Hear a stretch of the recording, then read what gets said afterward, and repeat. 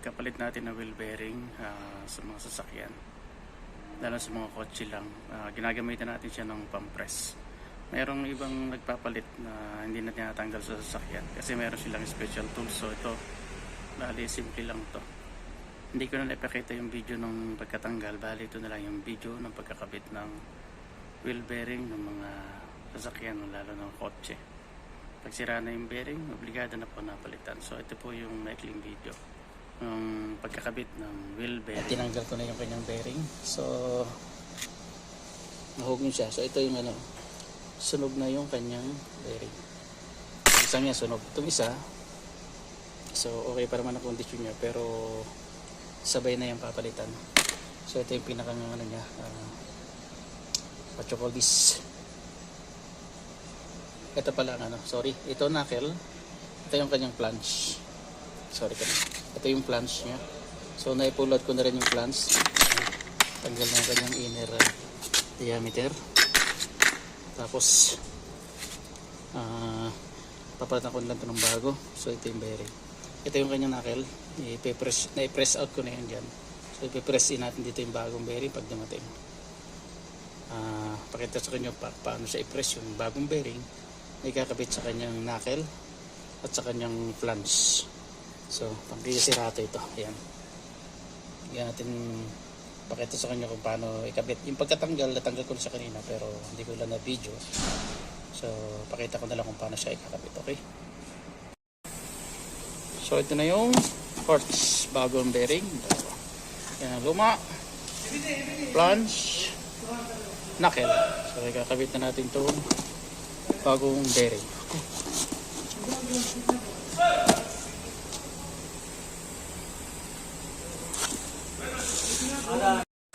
So ito na yung bagong bearing natin. Okay, ikakabit na natin siya dun sa knuckle.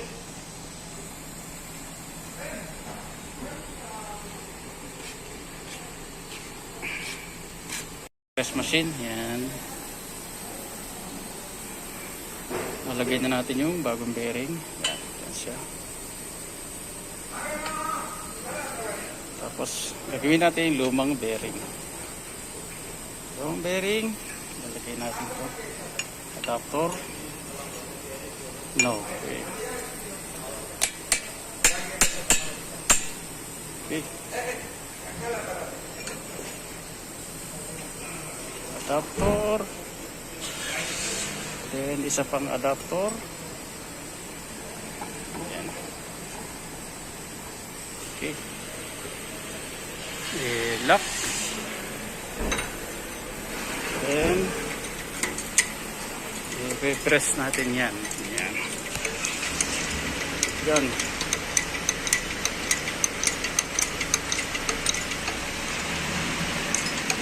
Siya, lumaki na siya.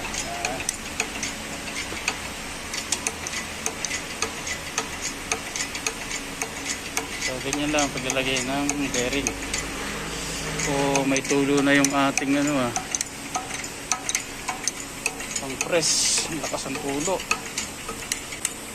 Malikot kabayan. Ang lakas ang tulo. May tulo yung namin pang press, oh. Tagal din nagagamit, Flange. So nakikabit na natin yung bearing dito. Lalagay na natin yung flange. Yan. Tapos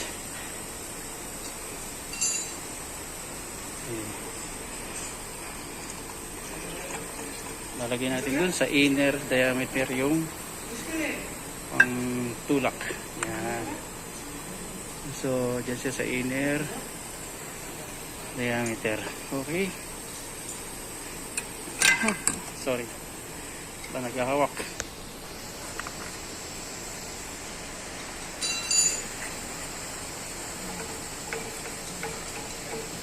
Then, patutok lang yung cellphone kasi babaksak. So yan kaayos na siya. Kaayos na. Ipipress ko na lang. So unti-unti natin ipipress yan dun sa inner diameter. Okay.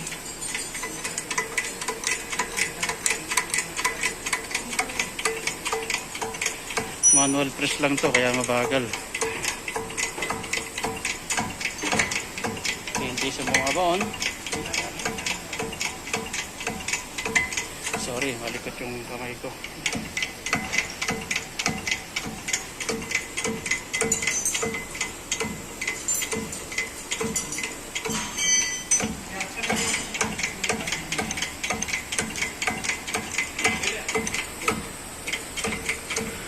Ali yan siya. Ayan ang pampress.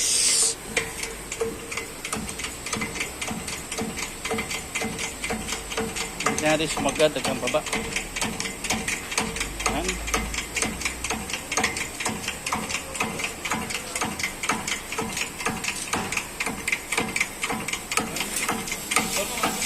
Yala.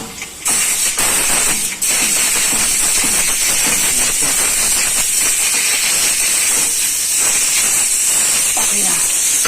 So ngayon, okay na yun. Pagka-press, ayan na siya. I-release ko na dito. So, angat na siya. Okay, so ganun lang ang pagka-press. Bali yan. Yan o. Yung inner niya, okay na, nakakapit na. So, okay na siya. Yan. So, ito yung isa. Okay na. Bali itong lock na ito, pagkakabit ng bearing doon, ilalagay itong lock. So, hindi ko nalang na video, ilagay ko siya dito. Okay, ito naman sa isa. After may press yung bearing doon, ilalagay yung lock. Then, ito yung next. Okay? So, ito na yung ating dalawang knuckle bearing na pinalitan. Ito, yan. Bago na yan. Ito isa, bago na rin. So, dalawa yung ating pinalitan na original parts. Yan. Hyundai Kia, isa yan. So, ito, bago na bearing. Bago na. Okay.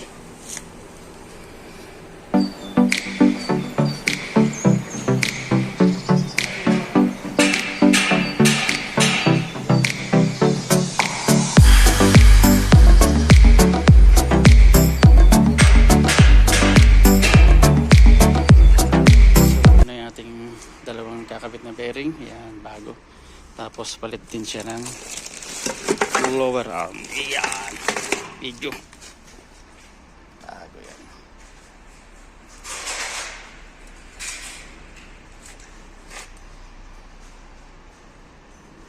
Tapos palit din tayo ng stabilizer link. Ito, stabilizer link. Then palit din tayo ng brake pad. Tapos palit din tayo ng brake shoe. So madaming gagawin. At eto, shock absorber sa likod. So ayan. So ayan ating mga piyesa yung ikakabit mamaya. Okay. So ayan lang.